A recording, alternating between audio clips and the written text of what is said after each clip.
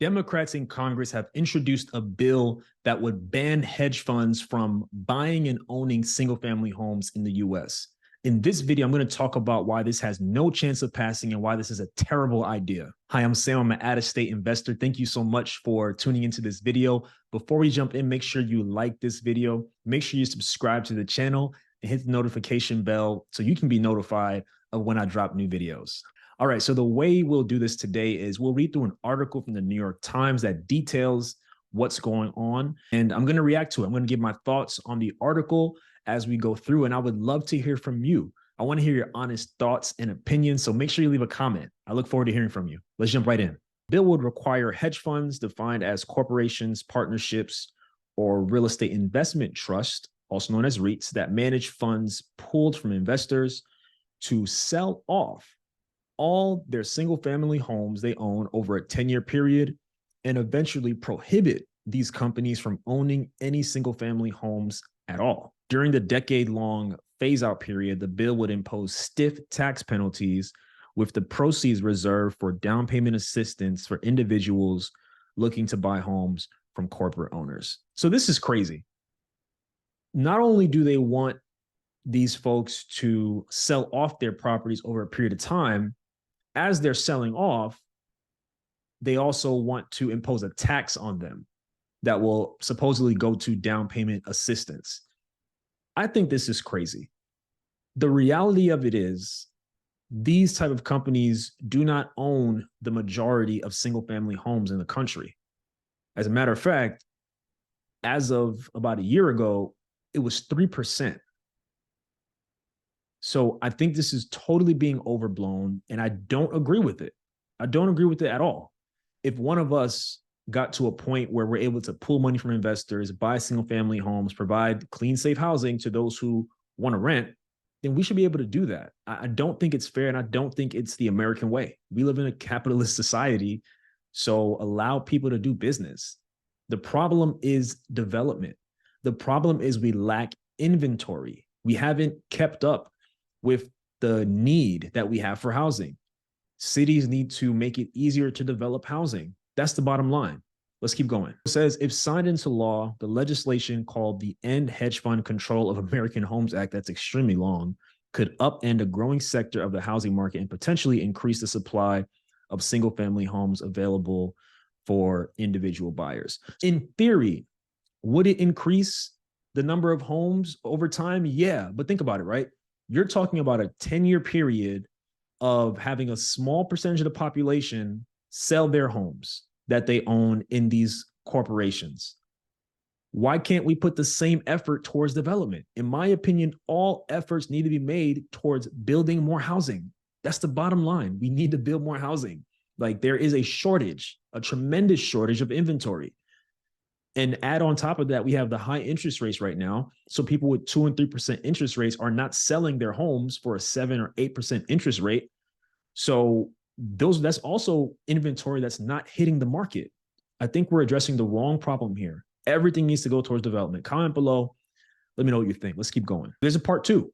In a separate legislation, Representatives Jeff Jackson and Alma Adams of North Carolina, both Democrats, introduced the American Neighborhoods Protection Act on Wednesday. That bill would require corporate owners of more than 75 single-family homes to pay an annual fee of $10,000 per home. I had to pause there because that's insane. Into a housing trust to be used as down payment assistance for families. So they're being very clever here with how they're structuring these bills. They want people to feel like the money is going back to them.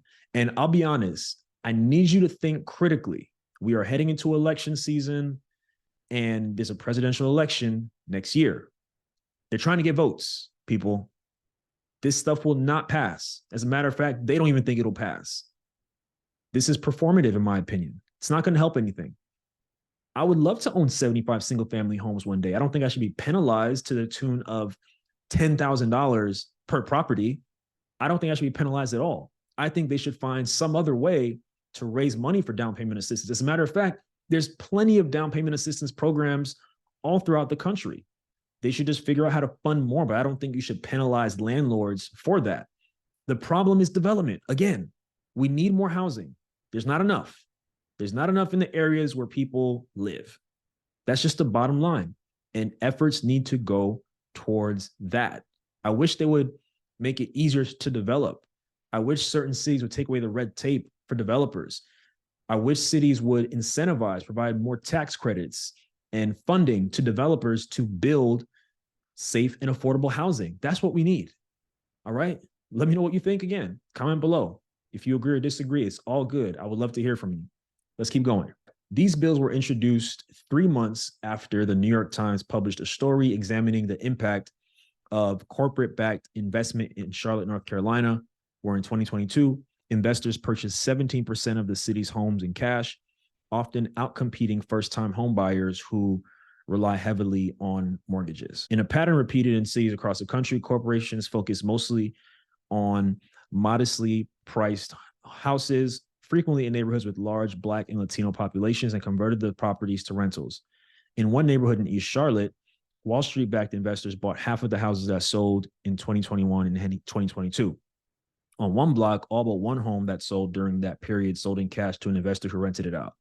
So you know what they're not sharing here? They're not sharing who sold. In order for somebody to buy, somebody has to sell, right? Were these investors selling to other investors? Were these folks inheriting homes who didn't want them and selling them? You know, you cannot penalize someone for who they decide to sell their property to.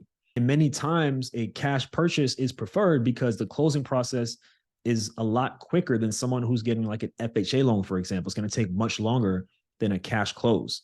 But I think I could see how this is happening in certain neighborhoods on a small scale, but I think it's being overblown as a national problem when it's really not.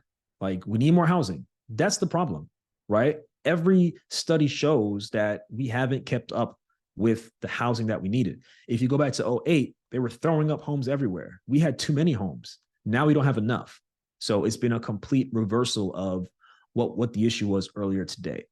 So it's been a complete reversal of what the issue was before. I mentioned Black and Latino neighborhoods because they're trying to, in my opinion, solicit an emotional response from us. That's what they're trying to do. They don't want us to think logically. They want us to think about this thing emotionally, but it's a logical thing. Real estate is a very straightforward, numbers-based thing. Let's keep going. Wall Street entered the single-family rental market in the aftermath of the 2008 housing crisis, plucking up homes in foreclosure. Its influence has been growing ever since. By June 2022, institutional investors owned 3% of all single-family rentals nationwide, but in more affordable markets, they owned a considerable market share. In Charlotte, they owned 20%, according to Urban Institute.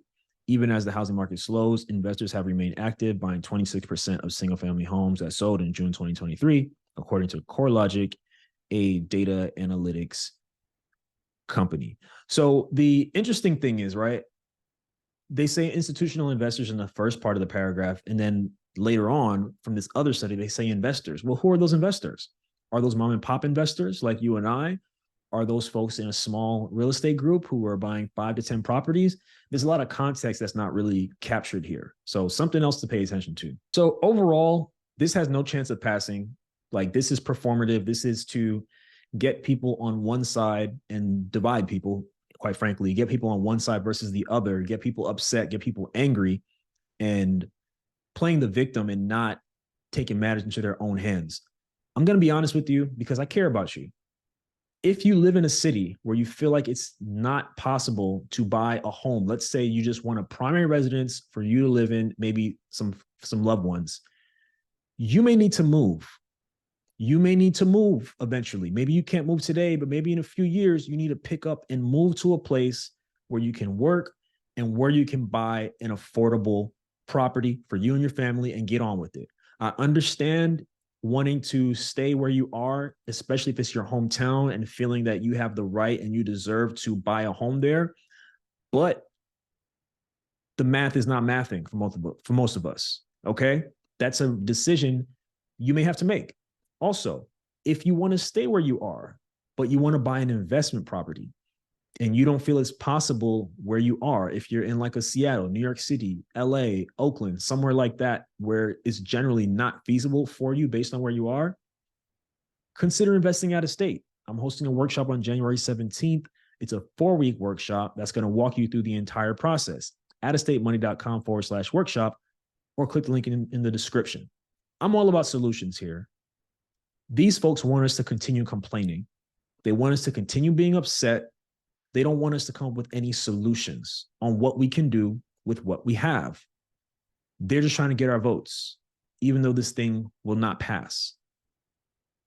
Let me know what you think. I'm open to your thoughts. If you agree or if you disagree, I would love to hear from you. Let's have a conversation. So to recap, the problem is not Wall Street, hedge funds, institutional investors, whatever they call them these days. The problem is inventory. That is the first problem. We have not built enough houses to meet the demand. Cities need to loosen their restrictions on development and incentivize development. They can do these through tax credits. They can do it through grants and different types of funding for the developers, to name a few. That's where the priority lies. And also for you, if you're in an area and perhaps you're in a block or on a neighborhood where just investors in general are buying, maybe you need to see how you can invest. Maybe you need to see who you can partner with, or maybe you need to take your money to another city, another market. Many of our ancestors went from the South to the North, from the South to the West, or if you're like me, they came from a completely different country and left everything they knew behind and made it work. You might need to do that. I'm not saying do it tomorrow, but you might need to work towards doing it eventually. I don't want you to be discouraged. I want you to be solutions oriented and not just riled up and upset about things. There's something that you can do to help you get closer to your goal. All right.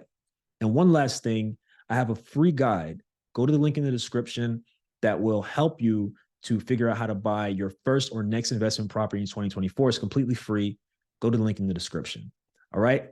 Thank you all so much for tuning into this video. Again, I want to hear from you. Let me know what you think. Leave a comment. Let me know if you think I'm wrong, if I'm right. And I want to hear from you. How are you feeling? How are you feeling about the current housing market? What's going on where you live? Are there a lot of investors buying it up? I want to know. So make sure you leave a comment below. All right. And also make sure that you subscribe to the channel and also hit the notification bell so you know when I'm dropping new videos.